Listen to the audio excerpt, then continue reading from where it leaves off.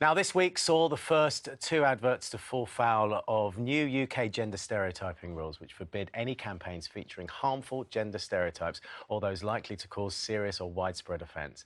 One of the adverts deemed to break these rules was for Philadelphia cheese, showing two fathers leaving a baby on a restaurant conveyor belt.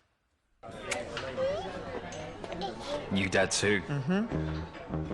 Wow, look at this lunch. Yeah, hard to choose. Oh, this looks good. That's really good. Well, that's the Philadelphia. Yeah. The other ad deemed unsuitable was for the car company Volkswagen, which showed men doing adventurous activities while a woman sits by a pram.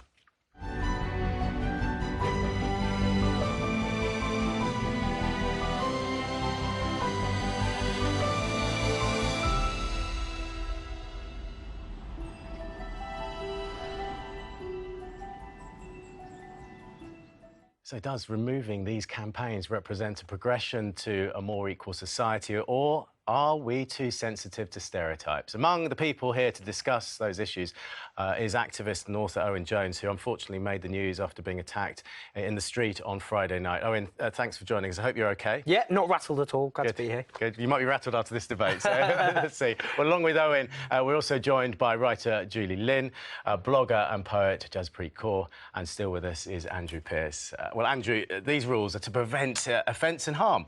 It's right to remove them, those adverts, isn't it? I'm still struggling to see what was wrong with that advert involving those two fathers. Rather modern, actually, to have two dads. Quite amusing that they appear to have lost the child on the conveyor belt. Could have been one of them could have been a gay dad, for all we know, which would have fitted in with this modern world that we now live in. But it's the stereotype that the dads are pretty useless with kids. But look, it was just very funny, and I don't think many dads are going to feel. It's insulting. It's terrible. It's demeaning to bringing up a child. I just think they were going too far with these extremes. Really, I thought that was really funny and charming. Desperate. I mean, it was just a bit of fun. At the core of that was a good joke that a parent forgets his baby because the product that they're trying to sell is so good, and whether it's dads or mums. You know, it doesn't matter, does it? I think they did try. I think those that were making this advert did try to think about diversity, having dads included in this ad.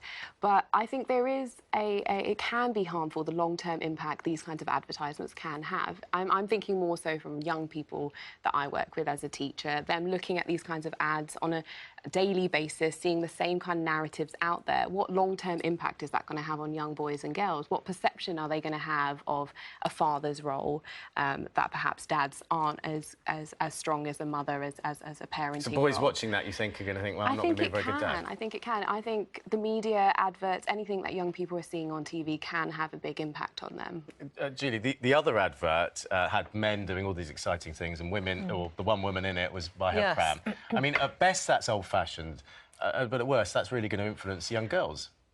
No, I think these adverts shouldn't have been banned. I mean, that one in particular, for me, it's about social engineering's trashing of motherhood, war on motherhood, to be quite honest. The ASA has decided that depictions of motherhood are now so harmful to girls, they need censoring. So women who are mothers, and it's official now, you are invisible, you need airbrushing out, and if you're a mother in a park with your baby, in a pram, a toddler, you now know that you have let yourself down, and girls need protecting from imagery of deadbeat failures like you, who presumably have no self-respect, ambition, imagination. You need to get a life and earn some money.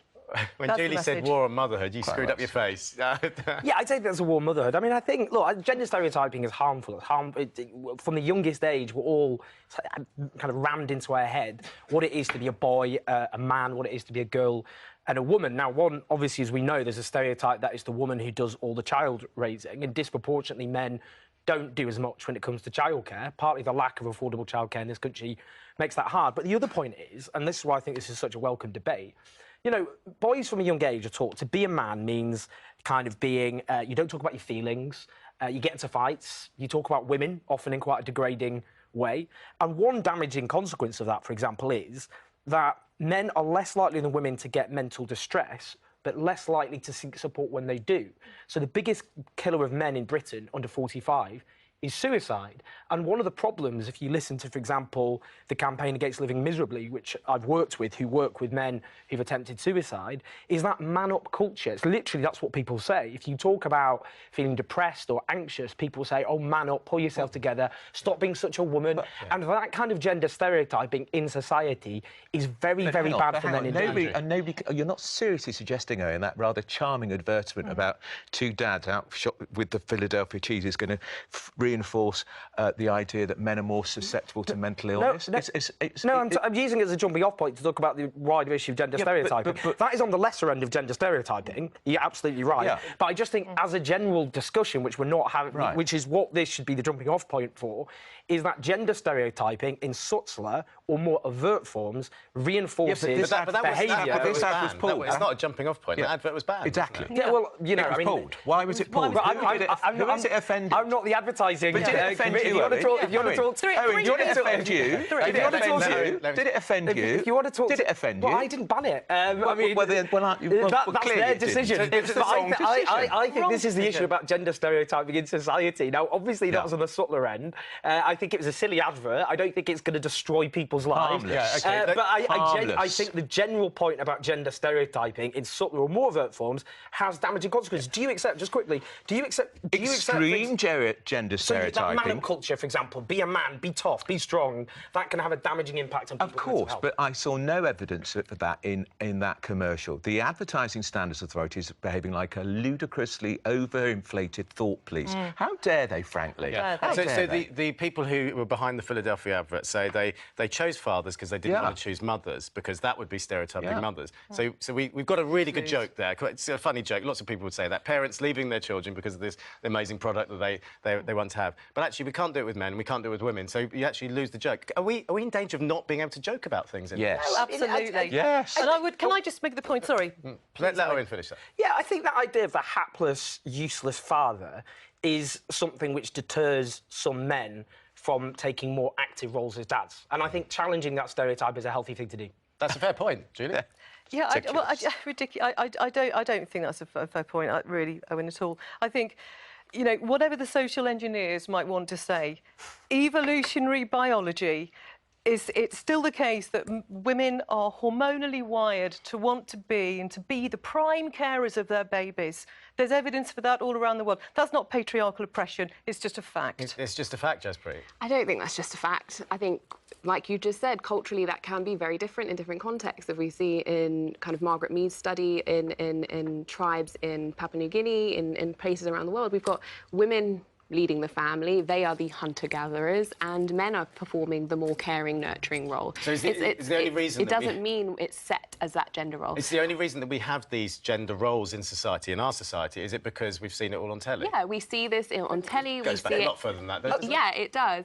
What I'm glad is that, yes, these adverts have been banned, because otherwise this conversation would not happen. I don't think telly was around in Victoria. I don't think telly was around in Victorian times and in the 15th century. Come on. I'm saying it was to do with television. It's forming these stereotypes. There was no television then. There was no TV. You're being willfully obtuse. Stone Age times when man was dragging the woman by the hair. Where was the TV?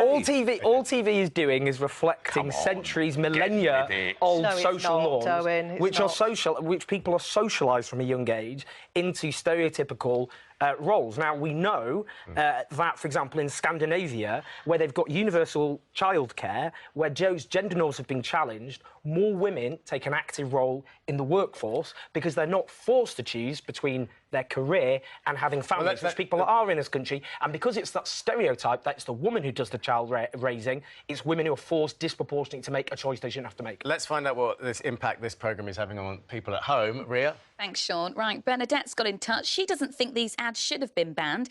She says it's gone beyond ridiculous. These people need to get a life. Matthew says the two adverts are slightly dated in their concepts, so I can see why they have been banned.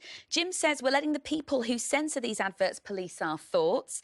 And finally, Mark has got in touch to say these ads are not really promoting gender stereotypes. They're taking the mickey out of them. This is political correctness and it's killing humour. There you go. Yeah, I mean, that point about killing humour, it's hard to sort of get away from that, isn't it? That with those adverts. I don't want to be brutal, but adverts are not necessarily the mainstay of British comedy. I think British comedy is thriving in this country in lots of diverse forms, and you know, including people being very risky and pushing barriers and frontiers. I just think in adverts, if we're going to have an advertising standards agency enforcing regulations, if they want to look at unhealthy gender stereotyping, reflecting which are being challenged at the moment. You know, more men are talking about their feelings, more men are taking an active role in terms of being dads, more men are having female and gay friends, and it's welcome. These struggles are going on, and TV's just evolving and reflecting. Let's move the debate on a bit.